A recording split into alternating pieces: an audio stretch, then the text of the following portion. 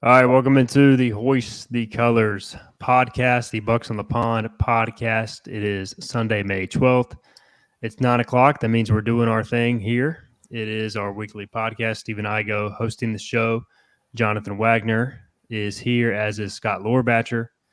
Tough week for the Pirates, but we're still here. We got to talk about it. A lot to break down, as always. We got your comments, your questions, your concerns to get to, and we will go around the horn. I just want to say from the top, meltdown on the field this week. Also, meltdown going on in the room beside me. My 2-year-old son is going through a sleep regression. So if you hear screaming in the background, nobody's being murdered.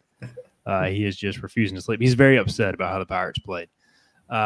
Understandable. All right, let's go around the horn. Pirates lose to Duke Tuesday. Then they get swept at Tulane. Scott Lohrbatcher, your thoughts? Not a lot of good things to say. I mean, it just felt like we've kind of skated around injuries to our pitching and kind of what I would describe as a bit of a not well managed use of our bullpen over the course of the season. It finally caught up to us. Guys were getting put in places that we finally needed, some of the guys that haven't been used as much to step up in, and they haven't had the opportunities. And I think it showed. I think Tulane's ballpark plays a lot better to right-handed hitters, and that's kind of not something that we have. The ball kind of flew out to left field all weekend, and quite frankly, they just outplayed us in almost every aspect of the game. They pitched better than us. They played great defense all weekend.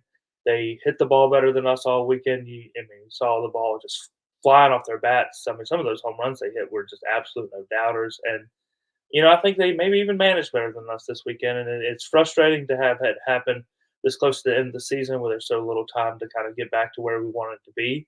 I think we're still very much in the hosting picture. I think top eight now is kind of out of our hands. We basically would need some of the teams at the bottom end of that to fall apart. And and it kind of happened a little bit this weekend with us and Florida State. Florida State lost a bad series at Pitt, so nobody's immune. It's happened to other teams before too. So all we can do at this point is win every game we have left and see what happens. So, obviously frustration. 5-game losing streak is longer than I think we'd only lost back-to-back games once. Now we've lost 5 in a row. So really, really tough there. And yeah, I think we're all a little pissed off. Yeah, it's so unexpected. I mean, we Wags and I both picked 2-2. You had 4-0, Scott. So I did also have Connor Rasmussen home run. So you sorry did. for one prediction being correct.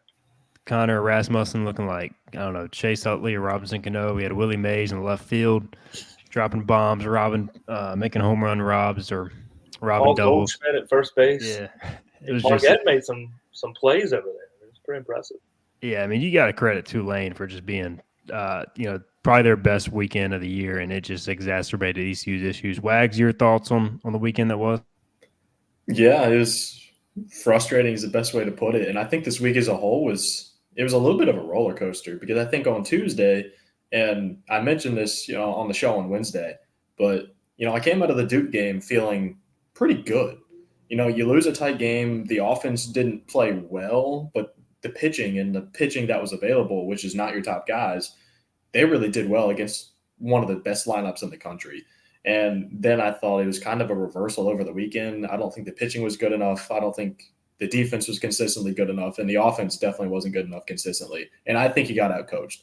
So all those things got added up, and it just kind of boiled over. And 0-4 was not on anybody's radar, I don't think, because it's, again, at Tulane. I expected to lose a game at Tulane. I expected to lose to Duke with 2-2, but 0-4, it kind of blew me away. And I didn't get to watch a whole lot last night because I was at PNC watching the Canes, but I was checking stat broadcasts and I kept going back and looking and just saying, really? And it was just frustrating all around. And we should have known. Connor Rasmussen revenge tour kind of sparked it. But yeah, just a frustrating week and at the really worst possible time. Yeah, and it seemed like every mistake ECU made was taken advantage of by Tulane. You had the Starlin error in the 8th, and then Jackson Lynn hits the home run when there was 2 outs. And it was, a routine play. I'm sure Starlin feels terrible about it. And, obviously I think he'll respond, but it's just those plays, every time there's one of those situations that came up, Tulane made ECU pay. And then you had the whole shift thing where every time ECU was shifted, it felt like a lot of the time it was going against the shift. And every time Tulane was shifted, it was like hit right to the shift. So it was just a very, very frustrating series for East Carolina. And, if they could just found a way to win today, guys, I think it has a totally different feeling. But getting swept in the 0-4 week, first 5-game losing streak for ECU since 2017, first time they have had a winless week, counting the midweek game since 2017. I'm not pushing the panic button yet, but definitely, concerned that this is happening later in the season more so than earlier. Because it feels like, guys, ECU is always trending upwards this time of year. And I'd have to go back and look at it, Scott, but I can't remember any time ECU has been swept or kind of really taken to task in a late season series or a week like this. Yeah, I mean, usually it's the final Saturday game of the season where we're not really playing for anything and kind of have an unexpected loss. But typically, once exams end, the Pirates kind of play a little more free. And yeah, it just didn't happen. And they look tight. And they've looked tight since the second game of that UCF series. And maybe some of that is the way that we reacted to USF not being able to play on Saturday and being like, "Oh, this is ridiculous. This is unacceptable." Well, sometimes you got to roll the ball out there and win a game, and things aren't going to go your way. And we've popped up and grounded out to the infield more these last 5 games than I think we have all year. And we look flat. We're not hitting line drives. We're just not doing anything well to this point, like all around the field, and it's frustrating to watch. I mean, even the way we're losing these games has been kind of just a difficult experience as a fan, and I'm sure more difficult for the players than any of us. But we just don't look comfortable right now, and it's a bad time of the year to be that way. Yeah, there's no doubt. And I think, too, ECU had done a good enough job with the offense playing well and Trey Savage starting every series going deep in the game that it had covered up the pitching injuries. And, we'll see what happens. We did see Wyatt Lunsford-Chinkman on Friday for an inning. He didn't look comfortable. We didn't see Zach Root third straight weekend. I know he made the trip and threw a little bit pregame, but did not go. And, just being honest, I don't see this team going very far in the postseason if those two guys are not back and at near, peak level performance. So I just think ECU did such a good job covering it up with the offense, and now with the offense having issues this past weekend, it's a shame we didn't get this offensive performance Friday, Saturday, because if you do that, you steal a game, you maybe win the series. But by today, ECU was out of pitching. We saw Danny Bill Wags go, 88 pitches, pitching for the third straight day. And honestly, because ECU really doesn't have anybody else they can trust right now. So I know it's frustrating to see Danny have to pitch that much, but what other options do you have at this point in the season? Yeah, it's frustrating. And again, we've been saying it all year long, and you got out-coached. And that doesn't even mean specific to the games this weekend. But I think you've still got out-coached in those. But all season long, we've been saying you have to have other guys in the bullpen step up. Because when you get into a point in the season where Danny Beal is already burnt for the weekend or for the day, because he pitches every day now, or Wyatt Lunsford-Chinkman isn't available, or, those are your two guys, and now you don't have Jake Hunter. Who's next? Right now, I don't know. And that's a big problem. And to me, the coaching staff can only blame themselves. And you've had plenty of opportunities throughout the season to get guys in and get them real experience. We've played in so many tight games this season. Just think of how many close games we've won. Up until last week, we didn't have a single loss of more than a single run. So you've been in those tight game situations. And I understand, obviously, if you're in those games, you want to win, and you're going to go to the guys you know. I understand that to an extent. But now we saw it this weekend, and we're going to see it moving forward in the postseason. If you don't have more than Trey Savage, you're not going to win. And Ethan Orby stepped up. He's been good.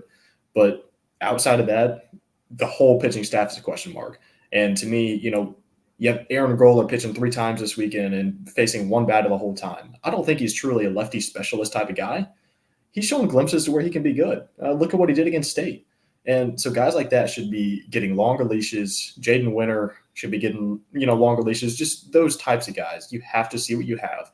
Even if it bites you and you lose games earlier in the year, if you give them experience and you find out what you have, it'll pay off down the road. So to me, this is on the coaching staff, and I'm not holding back about it. But to me, that's just how I see it. And I think you can only blame themselves. But in the end, you have to come out and execute. And this weekend, I don't think anybody did.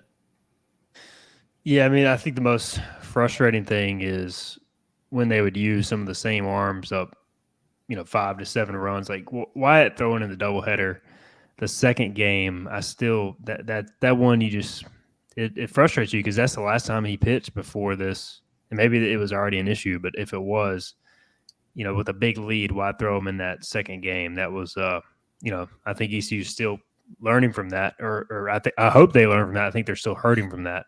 I don't know, Scott. What do you make of the pitching? And I don't want to put it all in the pitching this weekend because certainly I thought ECU's arms gave ECU a chance to win Friday, Saturday, but it's just a concern, I would say, going into the late part of the season now. Yeah, and I would extend that out to Tuesday too. I thought the pitching staff really performed very well against a Duke team that can really hit and gave us a chance to win. And we just couldn't put the ball in play enough with anything hard hit. But yeah, I mean, it's not just the close games that we've had this year where we've relied really on Bill and wireless for Shinkman. It's been some of the games that were not that close, 7-run, 5-run games that were in the 7th, 8th inning, and we're trying out Danny Bill again, which Danny Bill's good. We trust him, but like those are spots to put in Jaden Winter. Those are spots to put into DiLorenzo, Growler, Eric Ritchie, like all of these guys that we have and just haven't seen. Even Chris Kaler some as well. And when you trot the same guys out there, it starts to weigh on them. And I'm worried about Danny Beal going forward as many pitches as he's thrown over the last 3 days because we have to have him available too. And watching the game today and his performance, which was as gritty and gutty as anyone that I've seen out of an ECU pitcher. But my thought is, if you're going to trot him out there for 90 pitches, then start him. He's got the most experience of anyone on the team. He's a senior leader. You need a win, and if you're going to throw him for 90 pitches, start him. Don't bring him out in the middle of the game. Give us a chance to win by letting him go out there and kind of establish it and allow us to get out to a lead, which we couldn't do all weekend for whatever reason. It just seemed like we were flat very early in the games. And, I've watched a decent amount of Tulane, not a ton, but I haven't seen them get up for another team like that really all year. So some of that is, and I think that's one of the things that's really frustrating to watch about our league is these teams are talented. I don't think anybody could have watched this Tulane team this weekend and not come away thinking, man, this team can really hit. This team can really do some things. Well, part of coaching is getting them to play that way all the time. And credit to our staff because they do that 95% of the time. We come out ready to play. And I think some of the coaches in our league should take a long look in the mirror because they have really talented players that they're not putting in position to win because they don't motivate them the right way to play as hard as Tulane did this entire weekend. And, it's frustrating because Tulane is better than their record, but we take a huge hit RPI wise to a team that should be an NCAA tournament team, but won't be unless they win the conference tournament. Yeah, I mean, they've got Jackson Lynn hitting 9-hole, and this dude, I mean, he went dead center like 430 feet. I mean, ECU has Joey Marini hitting 9-hole, which, again, Joey has had his moments. But, I mean, they've got real talent. Brady Margette, I mean, Teo Banks, Rasmussen can hit. I mean, we knew he could hit at ECU. Defense was a little sketchy, but he played good defense after Friday in this series. Got Haas or whatever the hell his name is hitting bombs out of nowhere. And after three bombs on the year, he hits 2 on Saturday. So, I mean, look, they played great. You give them credit. It is frustrating that all these teams play out of their mind against ECU and then go and lose to New Orleans on a Tuesday night or whatever. I don't know who Tulane has midweek, but I'm going to predict they lost versus whoever that is. I don't know if you'll look it up, Scott. Yeah, I got it. Okay. Yeah, they so lost at New Orleans. There you go. They were on a 3-game losing streak, having lost back-to-back games at home versus Memphis. Yeah, Memphis is terrible. And they couldn't do anything well against Memphis. I mean, they didn't play defense that well. I have a hard time with the difference of their level of play from Yeah. this weekend from last weekend. It's ridiculous. Pirate 2031 says they don't have a midweek this week, so they caught a break. They will not lose midweek. But I'll say they have a letdown Friday, whoever they play on the road in conference play. All right. We've got 392 viewers. We should say, let's see, what are the buzzwords here? Somebody posted them earlier. AI, Elon, machine learning, bots, poor baseball. Skull Pirate says. Robo-umps. Yeah, robo-umps we definitely need. There were 2 strikes called on Joey Barini today that about made me just throw a brick through my TV. I can understand one, but back-to-back, it was garbage. All right, so let's get into some of these comments. But I tell you what, before we do that, I do want to say, look, you can't not be critical after an 0-4 week, so we'll have some tough conversations. We've already had some. We'll talk about the hosting picture real quick, guys. ECU still has a host-worthy resume at this point. I know there's some late games going on. They're 12th in the RPIs. We record this on Sunday night. They are 37-13 overall. They have the number 2 non-conference RPI. They have the number 6 non-conference strength of schedule. They have the number 53 strength of schedule nationally. They're 5-2 quad 1. 6-7 quad 2 is not great with the losses this week against Tulane, but still the quad 1 record saves you there. You're 13-9 in true road games. You're 4 games above 500. That's not great, but it's good. And you're still in first place in your league. So we've had a lot of questions about that, Wags. I think ECU probably on the outside looking in as far as a national seed now, but hosting still is in its control, I would say. Yeah, absolutely. I mean, at this point, I'd be surprised if they didn't host. And, part of that's me banking on ECU not going out and losing to Rice this weekend. And you gotta win that series first. And that's a series you should win and you shouldn't have any issues with. But, I mean, after an 0-4 week, it's kind of hard to go and say, yeah, we're going to cruise through that weekend. So it starts with that. You got to win this weekend. You need to beat Campbell. And then you need to win in the conference tournament, too, because now you're in a situation RPI-wise to where if, say, you lose, even just say you go 3-1 this week and lose a single game to Rice, that single game is going to lose you so many RPI points to where you're probably closer to, the 14 range. And it all depends on what other people do. But then if you get into the conference tournament, if you don't win, that means you're losing 2 more games to a sub 100 RPI team. So how does that work out? Not well for ECU. So then it becomes important to win the conference tournament. And, it's a whole nother conversation, but then it's like, man, if you have to stress your pitching so much to win that conference tournament, it's going to hurt you in a regional, but at this point you might have to win it. So I like ECU's chances to host. To me, I think top 8 right now is out of the picture.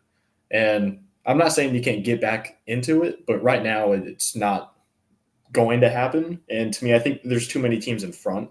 But again, if you come out and go 4-0 this week, you're right back in it. And it all depends on what other teams do. But right now, I think, something I've said a lot is the margin of error is very thin. Now the margin of error is 0, and you need help. So ECU doesn't control your own destiny anymore, whereas last week I think they did. But at this point, you look at the teams that are hosting. I mean, Virginia's, Santa Barbara's, NC State could do it. And a Duke, Oklahoma State, South Carolina, Irvine, all those teams, overall resume, I think ECU stacks up above most, if not all, the contenders of the teams that are trying to host that aren't guaranteed. So you have your probably 10, 11, 12 teams that are, I would say, locked in as a host. And then the rest is kind of a big old bag of teams of I have no idea what's going to happen. And ECU is above that mix. So, again, you got to win, but just don't lose a series to Rice. Don't lose a game to Rice. Beat the crap out of Campbell, and that means more than just hosting too. And then go out and win your conference tournament. Just take care of your business, and the rest will take care of itself. But as long as you don't have a terrible week and implode again, you're going to host. Your thoughts, Scott? Golf Yoda says ECU is a 2 seed, and then I do think if ECU gets tripped up and loses the series to Rice, I mean, they're in big trouble. But if you win the series, I think if you win the regular season and you don't go 0-2 in the conference tournament, you stand a very good chance to host at this point. I don't know, Scott, what do you think? Yeah, I mean, if we only have 2 series losses, they're both away on the whole season. We still have a top 5 RPI series win. over a team that is definitely going to be a national seed at this point in UNC. I think that's a host resume. I mean, if you look at our resume versus an Indiana State, I think we clearly have the better one. And we've talked about this a lot this year about how the top 16 was heavy at the top, but kind of weaker towards the back end. Well, now we're starting to fall into that teens range of the host seeds, kind of the 10 to 14 area, I would say at this point. So, yeah, I mean, I think we're still very much in line to host. It's just a matter of playing well this weekend. And then the other factor is right now, Rice would be the first team that we play in the conference tournament. And we saw that in the past, how playing a team 3 times over the weekend and then again on Tuesday has not always worked out well for us. So, in theory, if we sweep Rice, then I don't think that they would be the 8th seed. There would probably be a team like USF. Well, USF is, I think, 135 in RPI. You play USF on a neutral site at 135, you're probably gaining points. Not a lot, but you're not losing them either. Whereas if we drop a game or two to Rice and they get in at 8 and they're 170, then you're probably still losing points even at a neutral site to a team like Rice. So that's a factor too. Go 4-0 this week, and I think we're a host no matter what happens in Clearwater. And if we win out, I mean, anything can happen above us. You saw how I felt really, really good about ECU being the top 8 going into this week. So it can change just as quickly for other teams as it can us. So. Caulfield says, I see us winning 2 games to 1 against Rice and dropping 2 in Clearwater, which is why he has ECU as a non-host. A lot of talk about the Campbell game being rained out. I mean, Eastern North Carolina this time of year, I would say even 48 hours out on a forecast, you don't know really what you're going to want to get. I mean, it could rain all day. It could spread out. I'm not a meteorologist. I just know trying to predict these things. We'll see. What do y'all think as far as, like, does either team want to play this game?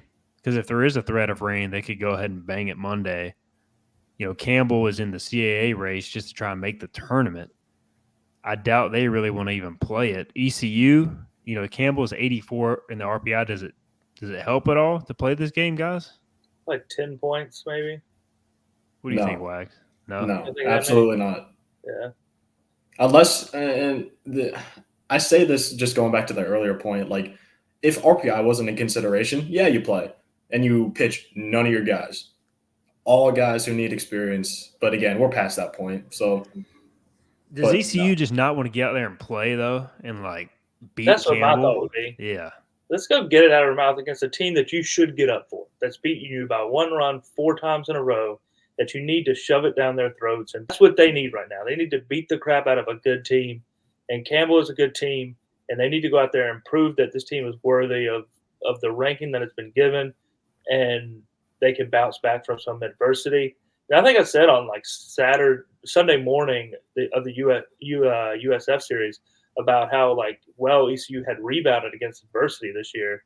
And since then, they have done nothing but prove me wrong. I think this week we took a lot of punches on the chin, and we just took them and stood there and took another one. And I think that that's not something that is typical of ECU teams. I felt like we typically can respond, especially coming off a loss, responding with a win, and we didn't do that 3 straight times. We did, and I would put Duke in that category too, where they kind of took us to it in Durham last year as a team that you should get up for and beat, because you knew what they did to us in Durham last year. So I just I think this team needs to show that they can really respond to some adversity in a way that they have not yet done over the last week or two.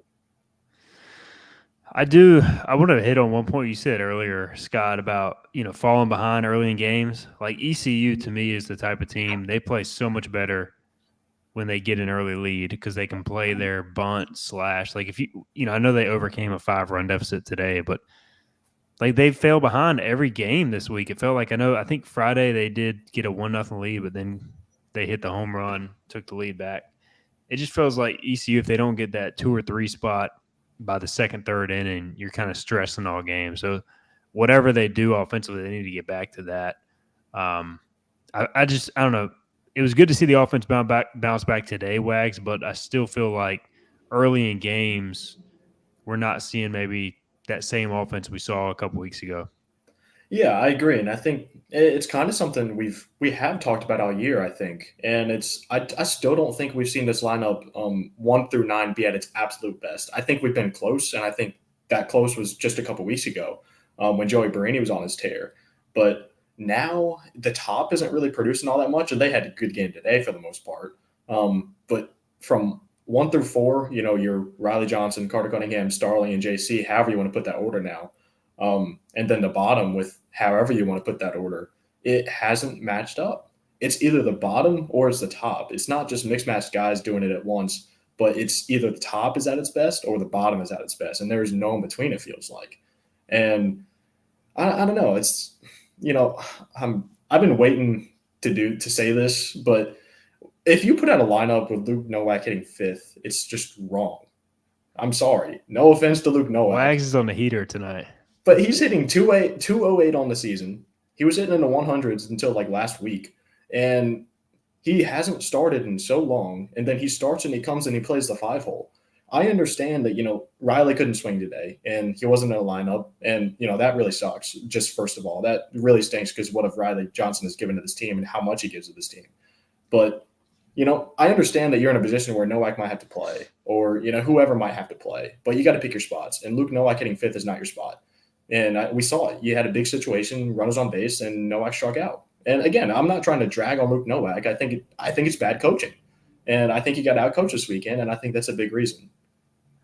Yeah, I mean, I think with Nowak, like we know Cliff loves to spread out what the big hitters, the big boppers. He wants kind of that guy who can put the ball in motion. But I agree, if he's hitting even 7th, so you don't have him and Barini back to back. Maybe you have less of those situations. But, I mean, it's a fair critique and one that we've texted about quite a bit.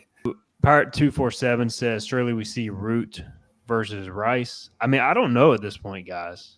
What do you think, Scott? I mean, I did, from talking with some people there, it's tough to get info like this on the road, but he kind of went through at least somewhat of a pregame routine but didn't start. So I don't really know what that means at this point.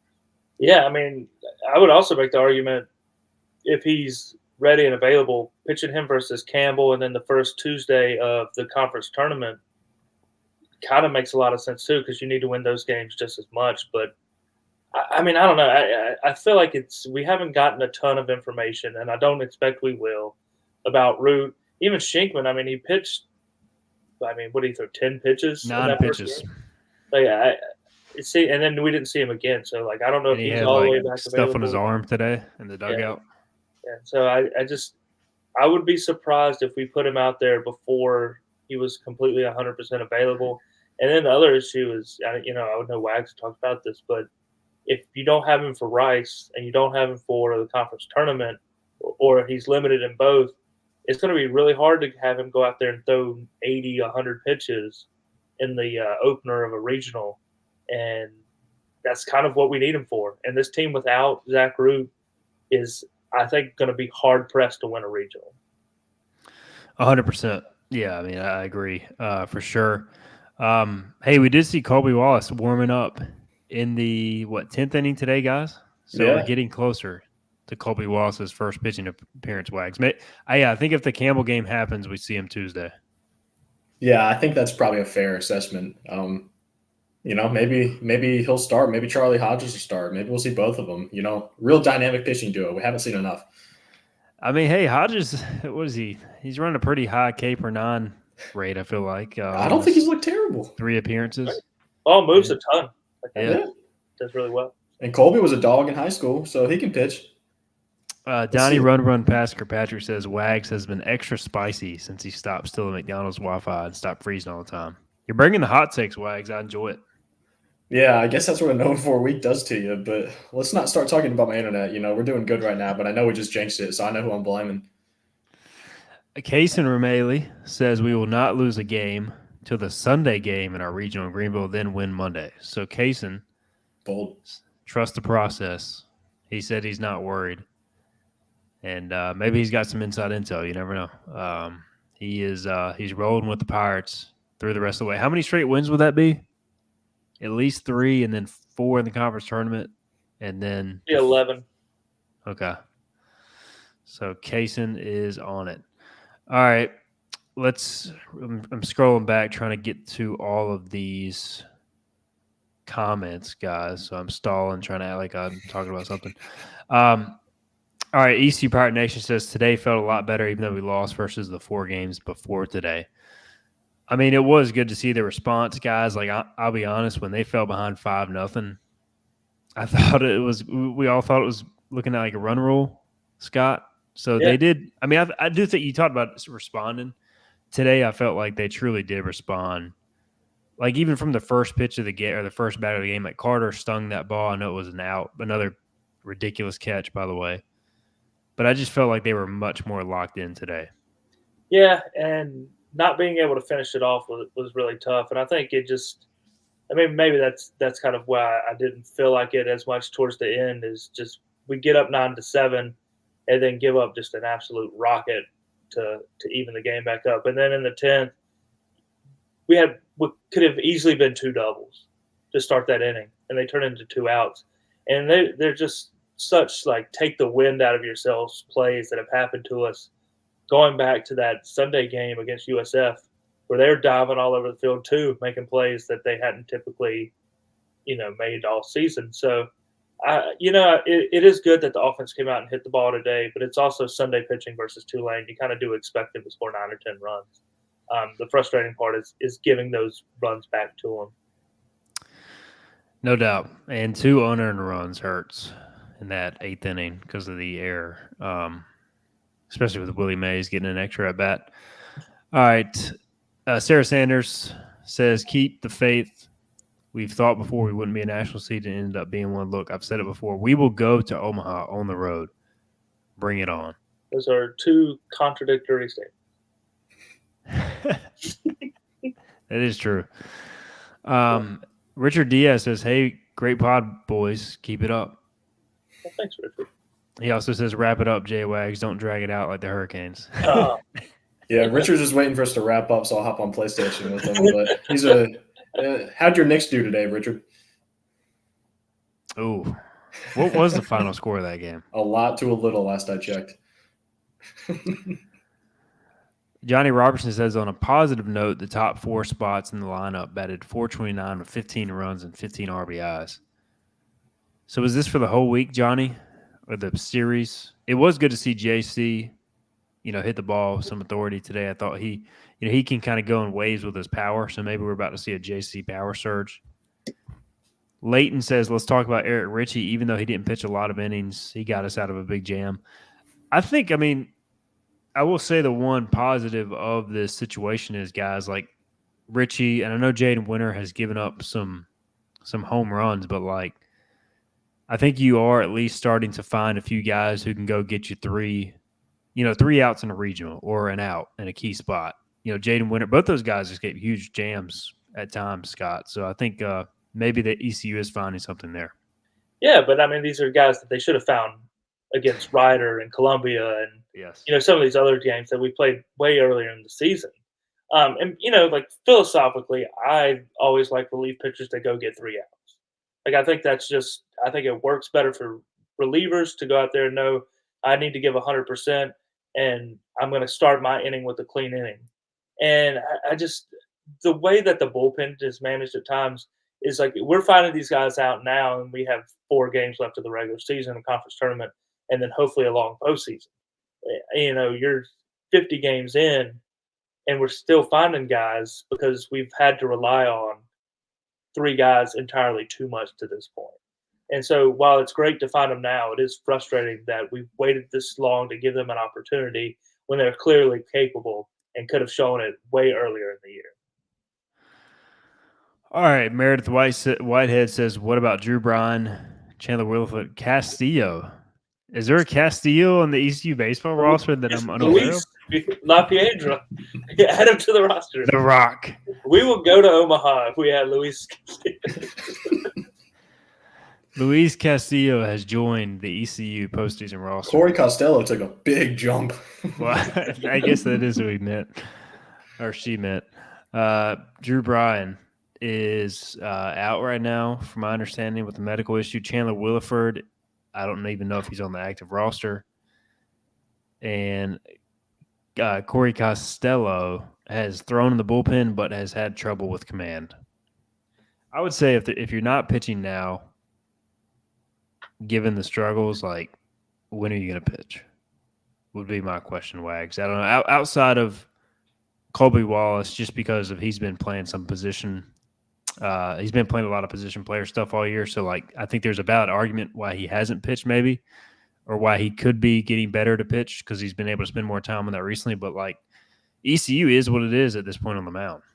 Yeah, it is what it is. And right now you can't afford any what ifs anymore. So, a month ago, maybe. And again, we were talking about it a month ago, and we want to see those types of guys go. But it didn't happen, and now I think you've kind of backed yourself into a corner. And I'm going to stop before I go on too much of a rant again like I did earlier. But, yeah, I think it's just kind of too late now to see what those guys are made of, if there's anybody else, but as much as we would like to see it. All right, Kurt Cohn says the host non-host is not a soft bubble.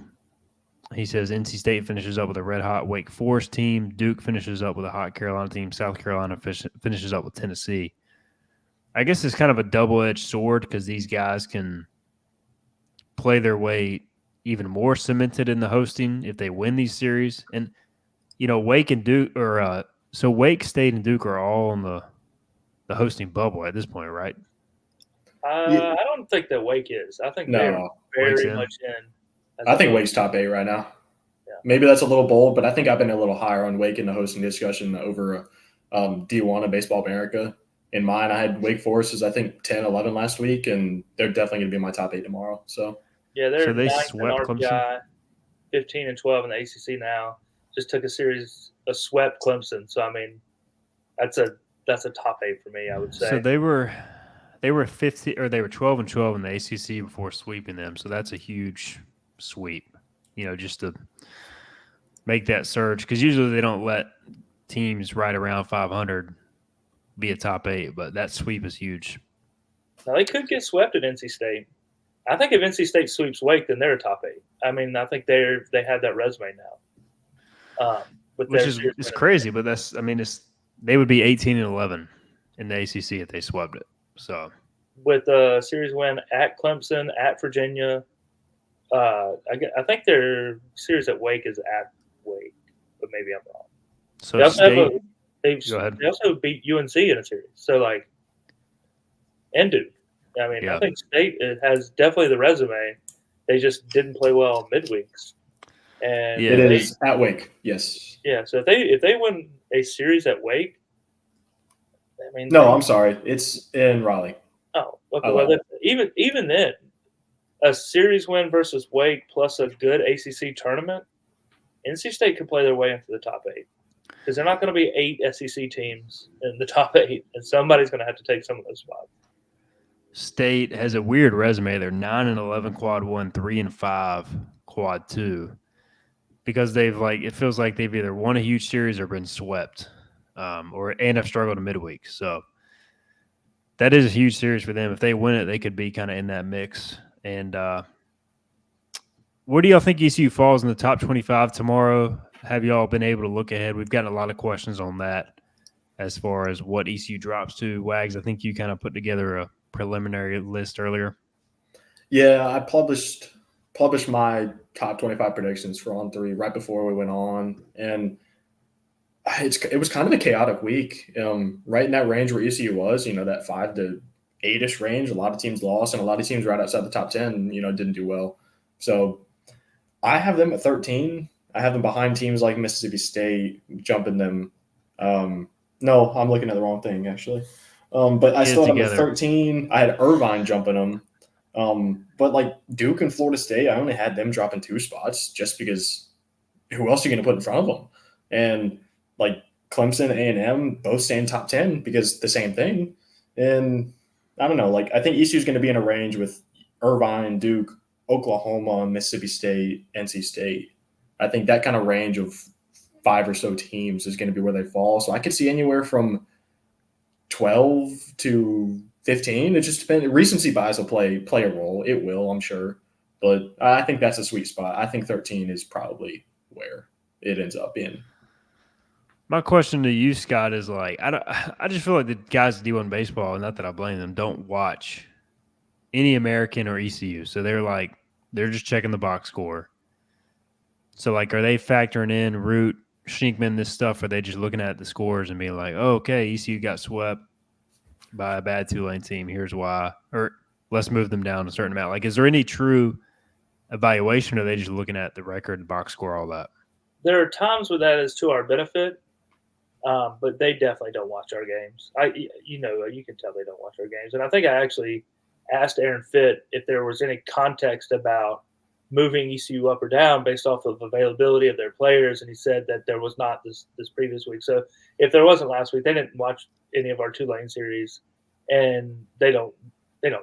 So they're going to factor it as we lost to Tulane with everybody available, and it's going to be that way. And so, yeah, I think I have us falling to down around 12th, and I think that's kind of where we're at in the national hosting seed. And this is the time of the year where D1 kind of starts to shuffle their top 25 to kind of make it match what they think the top 16 host sites are.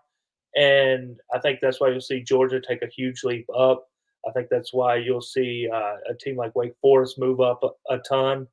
And I think it's why you'll see ECU slide down to where they will probably have us in the hosting conversation, which I would say would be 12, 13, somewhere in that range. Johnny Robertson says, what about Parker Thomas? Parker Thomas is off the team. He has left the team, and he's been removed from the roster. So it will not be Parker Thomas. Leighton says, do you think the high rank and having a chance to be a national seed got to the players at all? I feel like whenever we are ranked high, really high, we struggle.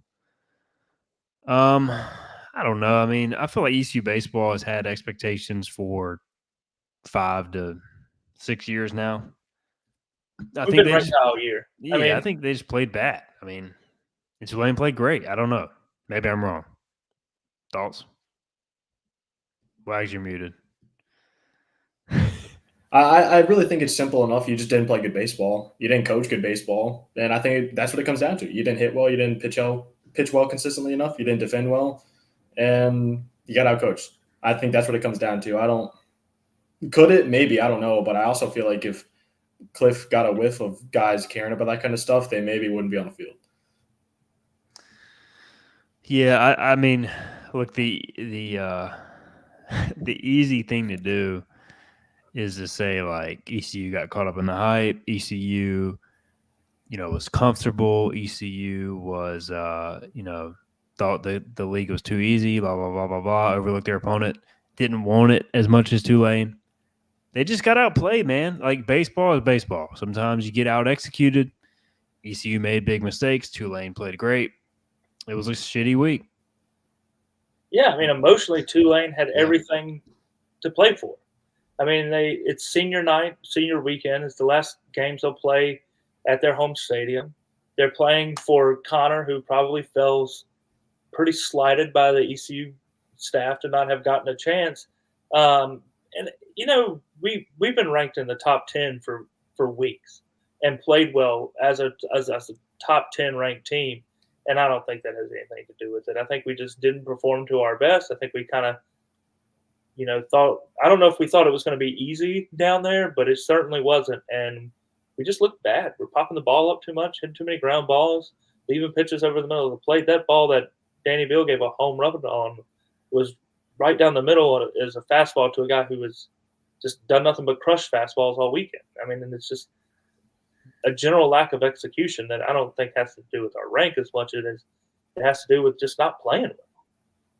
Yeah, I agree. And, look, to me, there's no way ECU overlooked Tulane after losing to them in the championship last year, after getting their best shot last year, after losing the series a couple of years ago there. I just think ECU doesn't play well there. If they overlooked Tulane or thought it was going to be easy, then I don't, that's just a huge mistake on the team. Golf Yoda says, no, Tulane plays well against us historically. I think they rallied behind Connor Rasmussen as to why they played above their heads. You could tell how genuinely their emotion was celebrating postgame. I did think it was a little ridiculous. Their closer was like all hyped up after striking out McChrystal when like he gave up 2 rockets that should have been the go-ahead runs, but his left fielder bailed him out. But look, Rasmussen had a hell of a series And, you know, you got to give him credit, Wags. He played well. I've always liked his bat. And I don't know what would have kept him here. He didn't want to wait another year behind Starlin. He wasn't going to play over Starlin. And so it looks like he made the right decision for him at this point. Yeah, for sure. I mean, I'll always remember the preseason scrimmage, the inter-squad scrimmage that me and you were sitting behind home plate. Piss missile. Josh Gross is on the mound, and Rasmussen just murdered a baseball. It went to the deepest part of the park, and it was a no-doubter off the bat. It's like you said, it was like the one he hit off Trey. Yeah, it was reminiscent. It looked very similar, same place, and it was just a rocket. But yeah, I mean, no hard feelings from leaving. I probably would have left if I was him too. And he wanted to play, and I think he probably should have been playing, and that his bat is good enough. And yeah, he made the right call, and I'd be fired up if I was him too, and if I was his teammates. So yeah, I mean, he made the decision for him. It is what it is. Would I maybe sometimes like to have his bat as an option off the bench or at DH sometimes? Yeah, absolutely. But, good for him. And there's been a lot of talk about ECU should have done more to play him, and I don't necessarily disagree with that, but it probably wouldn't have mattered. I mean, he played some shortstop, but he doesn't really profile as a shortstop. You could argue he could play shortstop, kind of like Barini, who's Barini's more of a second baseman naturally. But it was just one of those situations, Scott, where you're going to have players transfer out. This doesn't just happen to ECU. It's happening everywhere. And I think people need to realize that. Yeah, the difference is that it's happening everywhere, but other programs are taking guys in.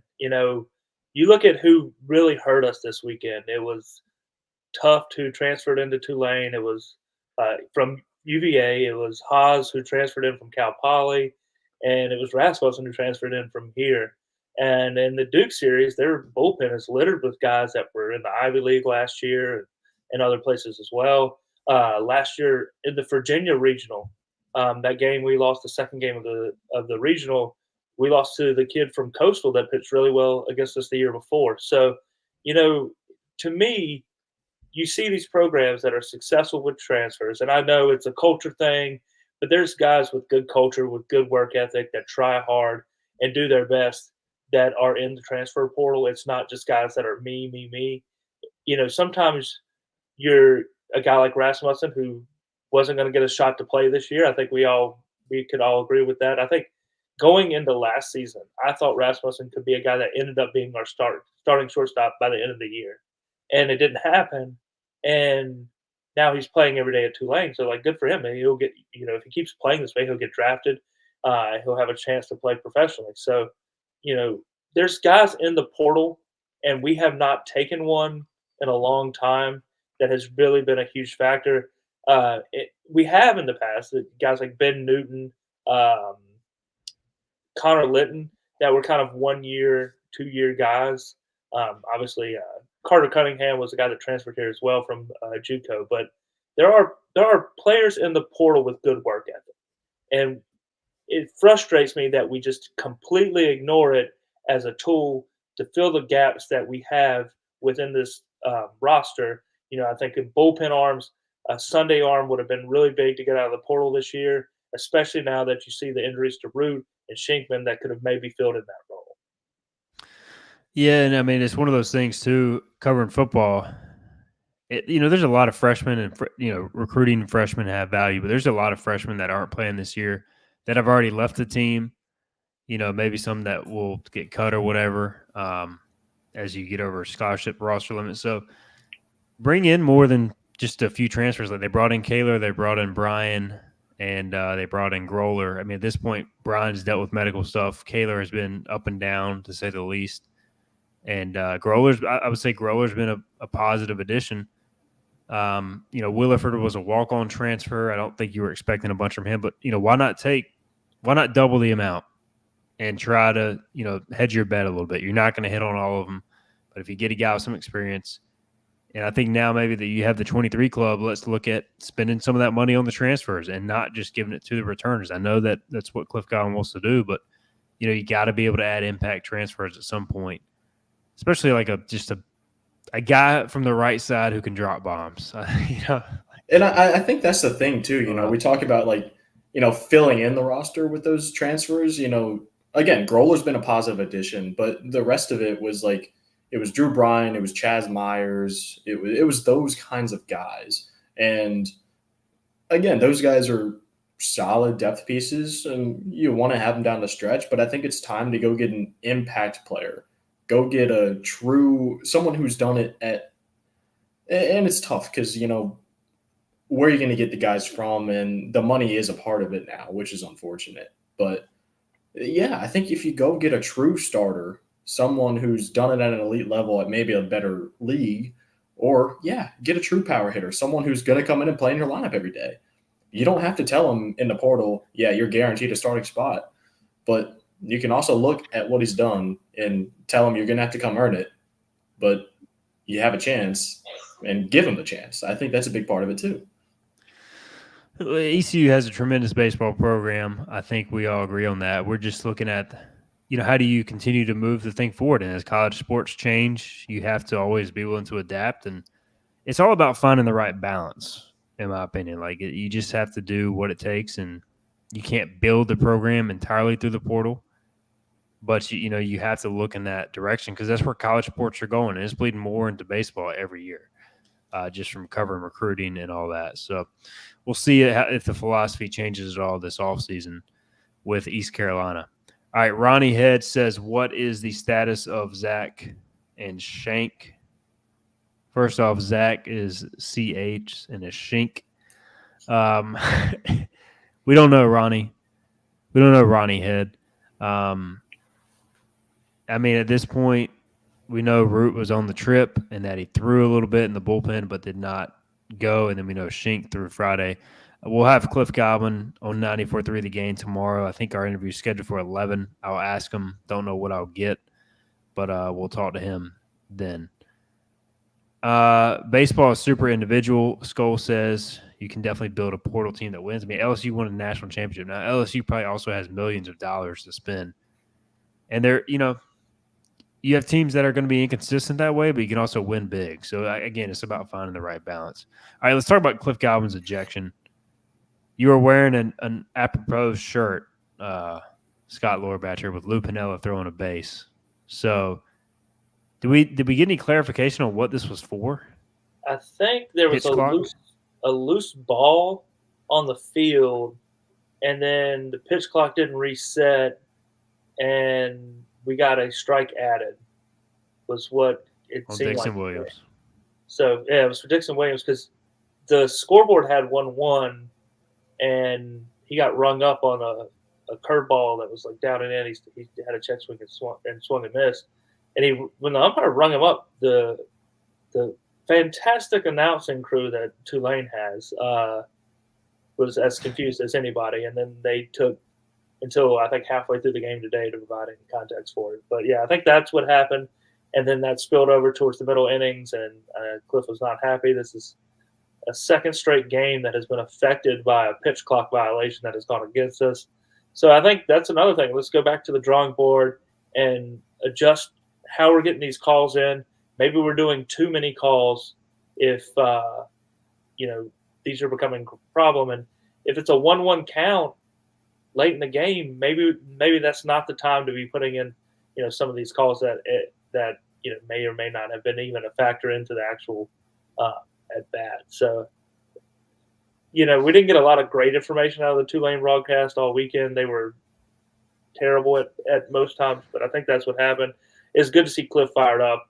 I would have hoped that along with, losing on Friday night would have inspired a better response out of the team. It seemed like it didn't really fire us up in the way that some of the ejections in the past have done. But, he almost made it through the whole season. 4 games left. Yeah, there's no way in hell ECU is going to have a 5-game losing streak without Cliff Godwin getting tossed. So, go ahead. I want to jump in here. And I just gotten back from PNC Arena, and I pulled up my iPad, and I pulled up the game, and no context at all. I had no idea what was going on. I turned it on in the moment where Cliff Godwin was in the dugout, going back out and putting his arm out and just screaming at the umpire. I had no idea what was going on, but I loved every second of it. Yeah, it was awesome. Look, Cliff is he wears his emotions on his sleeve, and he's been better this year about keeping it tame, but you can't watch that and not want to get tossed at some point, as far as like the losing adding up and the frustration. So he's as frustrated as anybody. Yoda says Cliff's ejection was indirectly related to frustration of not sending Starlin home when he held him up after Tulane basically conceded the run. That one was a surprise. I thought Starlin could have scored easily. Didn't get the best jump. The announcers did provide the analysis that Jackson Lynn apparently has no throwing arm. The run ended up not mattering, but still, that felt like an easy way to score him. But I don't know if it was related to that. I think Cliff just the whole situation, he was ready to get tossed, guys. I don't know. I was also ready to get tossed or toss something. Yeah. This has been an awful week of sports for me. How are your Reds doing? The Reds were on an 8-game losing streak around the same time. They did finally break through yesterday, and then they also lost in 10 innings today. So that was just a ton of fun baseball this week. And then obviously Wags Canes have outplayed the Rangers and somehow found ways to lose in overtime as well. So let's not play extra innings, overtime, anything anymore. I'm pretty done with that. I can't do it anymore. No more. Yeah, two walk-offs in one series is pretty brutal. Is that 9 one-run losses now on the year? I didn't even think about that. Yeah, 9 one-run losses, 2 2-run losses, 1 3-run loss, and 1 4-run loss. Somebody do the math on that. So it's 9, 13, 16, 20 total runs and 11 losses. Crazy. I mean, run differential champs, ECU, 2024. All right. Anything else? I guess we should address the conference race because that has suddenly become very intriguing here. Going to the last week, ECU had a chance to wrap it up this weekend. If they would have swept, they would have at least clinched the share. They would have won it outright with UTSA dropping one game at home to South Florida. So the interesting thing here, ECU up by a game. UTSA is on the road at FAU. ECU home versus Rice. ECU would conceivably have the easier series on paper, but UTSA has the tiebreaker with 1 game or 3 games to go. If they tie, ECU would still win a share of the title, but UTSA would be the number 1 seed. So here's my thing, guys. If ECU can't take care of business against Rice at home with a 1-game lead, they don't deserve to be conference champs. So the ball is in their court at this point, Wags. Any thoughts going into the final week? Yeah, it's just if you blow it, you deserve to not be the champion. And again, if you lose a series to Rice, then you deserve whatever repercussions are going to come for that. And I do think it's interesting, just random, I noticed that UTSA and FAU, at least according to Warren Nolan, play Friday through Sunday this weekend, which is interesting with the conference tournament on Tuesday. I don't know if that's accurate, but according to Warren Nolan's website, it is. So that's interesting. But yeah, it comes down to you just got to win. It doesn't matter who you're playing. It doesn't matter what you're playing for. It doesn't matter if it's a regular season, postseason, regional, super regional, Omaha, whatever. You just got to go out and win, and everyone's got to do it all weekend. And it's going to be a grind with the pitching situation. It just is. But you need your bats to carry you, and Trey's going to bounce back. I don't even think Trey had a terrible game. It's just they hit him, and it happens. So just come out. You got to win against a team that clearly you are better than, but also a team that's desperate to win and get into the conference tournament to fight for their chance. So they're going to be desperate, but you just got to fight the storm. FAU and UTSA do play Thursday through Saturday, so Warren Nolan incorrect, just to clarify that, which he often is. Notoriously unreliable schedules on Warren Nolan. Yeah. If you do want to be one of 5 people in Boca Raton at the UTSA FAU series, it is 6:30 starting Thursday. Should be a great crowd. Alan Beth Yelverton says win. Yeah, we get it. Pirates need to win. Please win. The other part of the conference race that's interesting that we kind of hinted at earlier is the log jam In the middle of the league, you got ECU. You got ECU. You got ECU at 16-8 at the top. UTSA 15-9 second. Tulane and Wichita are tied for third with a record of 13-11, and then you have 4 teams tied for 5th through 8th, and only the top 8 teams make the league tournament at 11-13. USF is a game behind. It's crazy to think USF may not make the conference tournament. And then you got Memphis at 9-15. They are likely on the outside looking in. I don't know who they play this week. I'm trying to pull all this up on the fly. They play Wichita State. Okay, so they're in a tough spot. Good night, Memphis. What do you make of the rest of the conference race, Scott?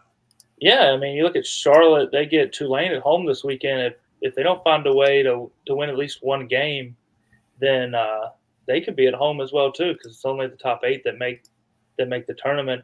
One good thing I would say for ECU right now is at least the 2 teams we've lost series to are currently on the 2-3 line, and you would only play them in the conference finals. So, the teams that you're going to be playing are teams that you've all beaten in series.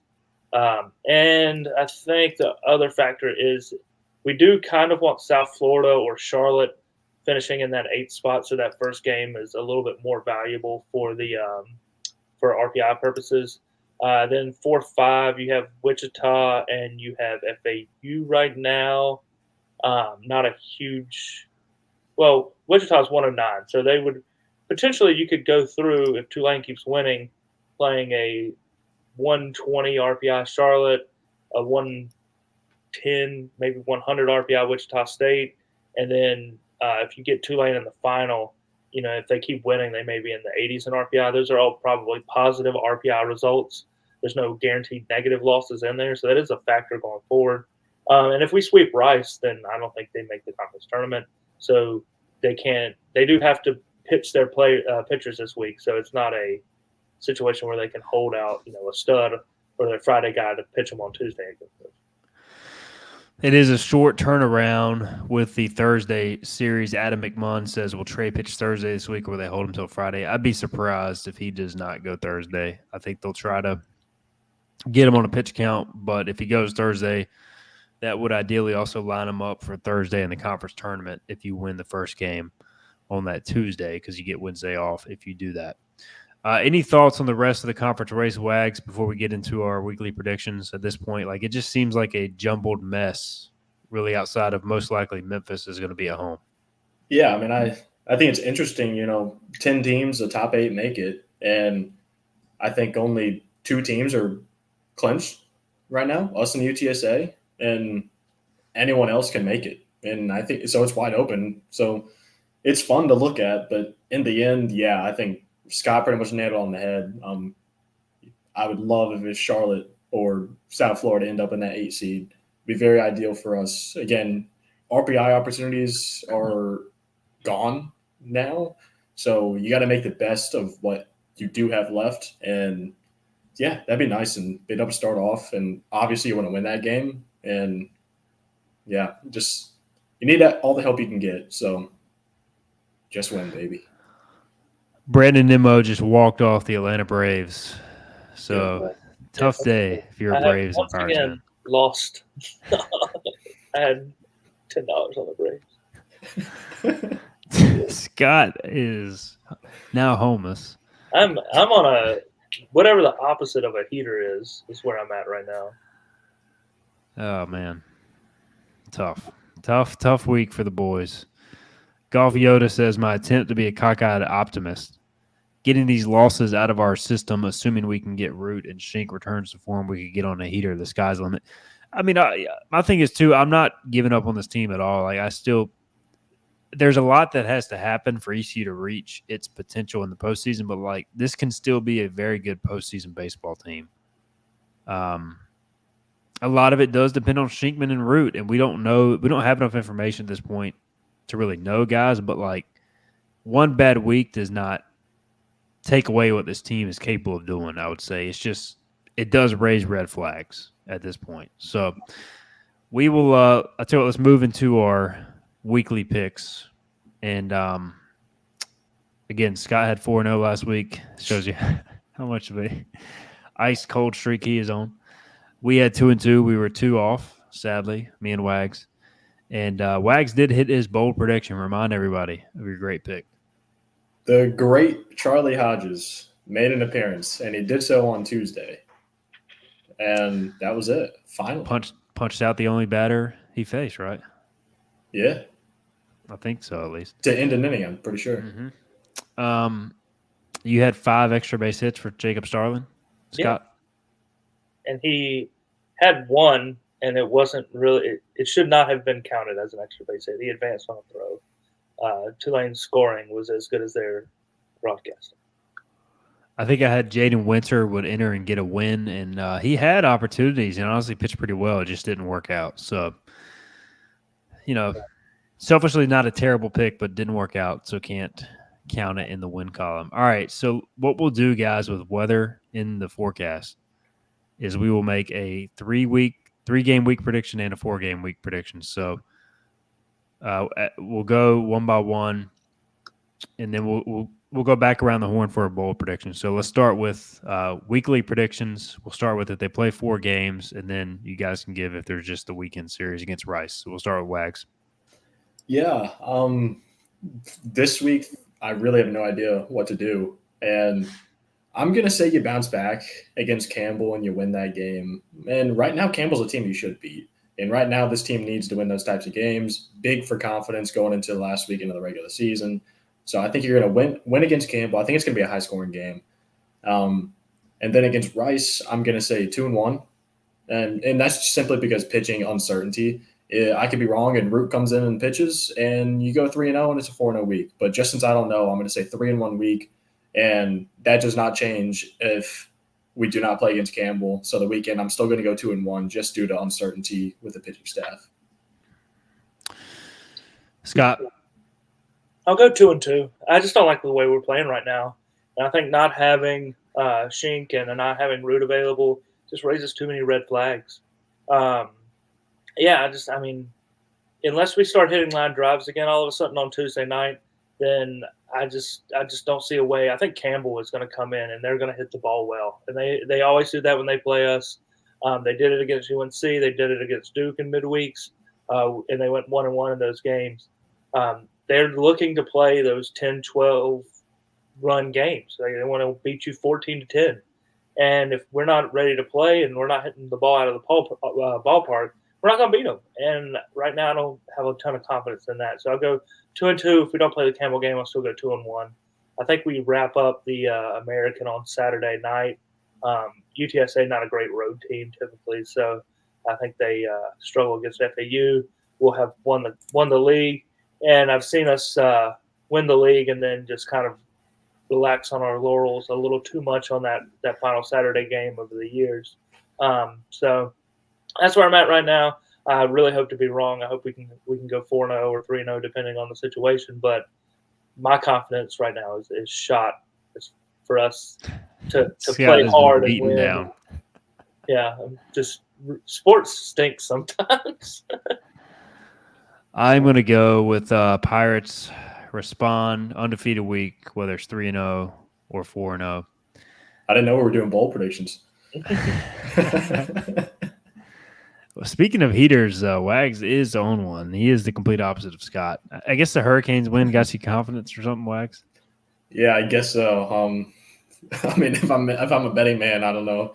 You might not want to ask me about tomorrow night, but yeah, it was nice to see the Canes win. I'll say that. I like this matchup.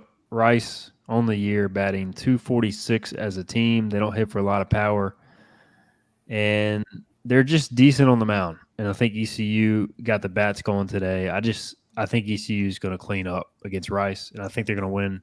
If they play versus Campbell, they'll win a slugfest just because they're due.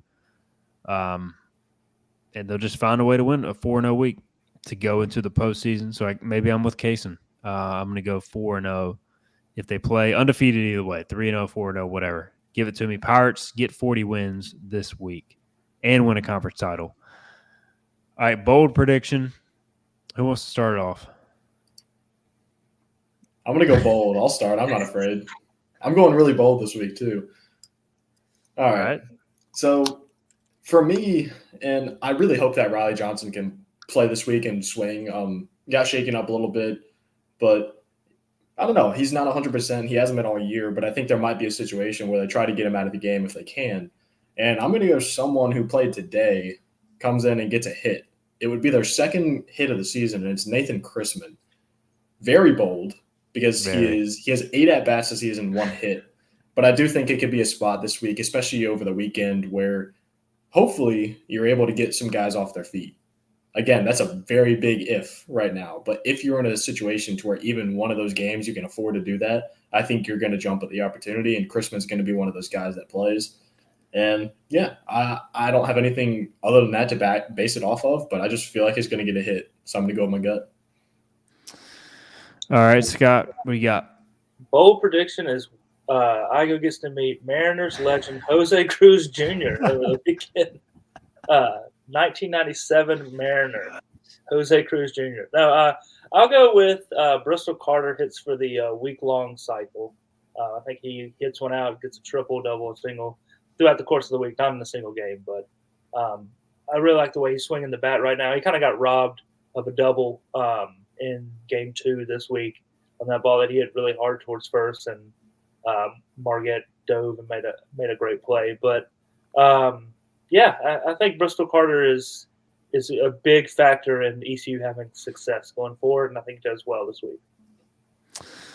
All right. The whole time you were talking, I was looking for a bold prediction to make, and still haven't found one.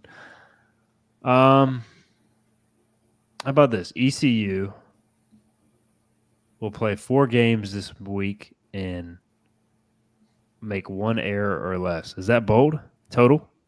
Yeah, I don't think I'll give they've you had that. a week without an error this year. So I would say so. I'm going ECU will go clean baseball, and when they boot like the first grounder of the game on Tuesday, if they play, I'm going to lose it. But I'm going to say 1 error or less. How about that? I like it. All right. So there you go. All right, let's roll through some of these comments. We get out of here real quick. All right, Adam McMunn says Canes power play or Growler 1 batter at bat. Who you picking, Wags? God. Hey, the Canes are 1 for 1 in their last 1 power play. It's about time. Yeah. God. It is about time. And please give Growler more than 1 batter outings, Cliff. Please. We're asking There you nicely. I asked nicely. I said please. I'll tell him tomorrow that Jonathan Wagner said you need to let Aaron Growler pitch to Teo Banks. No, please don't tell him to listen to this podcast. JPN says, I'm assuming Bill is unavailable versus Campbell. Look, man. If he's available, I am sprinting to Greenville and yelling at Cliff. I hope he's really not listening now. Danny Bill should be unavailable, but I will put nothing past that dude. 3 days in a row, 88 pitches today. What, 130 for the weekend? I'll never watch. I think it was like 126 on the weekend, 3 days in a row. I might never watch baseball again if Danny Bill pitches on Tuesday. He'll be warming up by the third inning. With his left hand. Can Bill wear his ice pack for his knee on the field? Yeah, he was warming up, and he had an ice pack on his knee, and he had a compression sleeve on, I think, at one point. Like, man is he's putting it all on the line. I do, like, seriously though. I don't know if he's going to play professionally or not, but like, we got to give Danny Bill credit for clearly doing whatever it takes to try and help the team win. Like, he is doing everything he can. So I give him great admiration and great respect to what he's doing. Seriously, like, we joke about it some, but like, he really is giving it his all, his body for ECU baseball. JPN says Colby Wallace pitches this week. That's his bold prediction. Adam McMunn says no home run in the Campbell ECU game. Well, if it doesn't happen, that will come true. Yeah. Hey, if it's kind of a wet, rainy day and depending on the wind, I'm not even going to try. If they play with a bowling ball instead of a baseball, somebody would still hit a home run. Grant Knipp is still hitting 1,450. He didn't play. He'll find a way. UNC, so I don't know if he's still out or not. But he doesn't have to play the homer against ECU. That's true. Kurt Cohn, bold prediction, Cliff gets tossed 2 weeks in a row. I could definitely see it. I will say he still gets tossed in the conference tournament. I think he's no doubt. He's getting rung. Blood runs hot in Clearwater. It does. Christian Bateman, team practice tomorrow or no? No, I don't know. Usually Monday is a mandated off day per the NCAA. I don't know how that changes for the postseason. We are scheduled to have Cam Clonch on the show tomorrow. I'll ask him when we get him on. I did want to mention this. I forgot. So, I don't want to make this an excuse, but I did hear the team, and I texted y'all this, Thursday? That the team was dealing with some sickness. I don't know if it was cold, flu, whatever, but a lot of the guys came down with that going into the series. Kind of put ourselves in a bind on asking for a off there, huh? Yeah, so I don't know if that played a role in the lack of energy the first couple of days. I don't think it was anything super serious, but definitely didn't help. Kind of added to the miserable weekend. Guys dealing with sickness, lacking energy, etc. So just wanted to mention that at some point, but not use it as an excuse. All right, guys, this has been a good one. Not a good week, but a good show. Appreciate everybody listening. We've got 700-plus people tuning in. Again, we'll have Cliff Goblin tomorrow on my radio show along with Cam Clonch, and we'll talk more ECU baseball then. But any final thoughts, gentlemen, before we get out of here? Listen to the Patrick Johnson show tomorrow. I'll be on. Talking about my field of 64. Look out for my field tomorrow, too. Scott, are you making any radio appearances tomorrow? I have none planned. I do get my stitches out of my foot tomorrow, so that'll be fun to wear shoes again. That's right. It's been a tough few weeks for you, man. It has sucked. If we're being completely honest, it has not been fun. So, maybe my foot injury was actually my good luck charm. It was my own rabbit's foot. It was just my foot. Bring back the foot. People asking what time for Cliff. We'll record tomorrow at 11 a.m., live stream that, and then it'll be on right at 12 noon on 94.3 The Game. All right. Appreciate you guys. For Jonathan Wagner, for Scott Lorbatcher, I'm Stephen Igo. Thanks to everybody for the comments. We'll be back next Sunday night, 9 o'clock, to recap the regular season finale, look ahead at the conference tournament. We'll see you then. This has been Hoist the Colors, the podcast.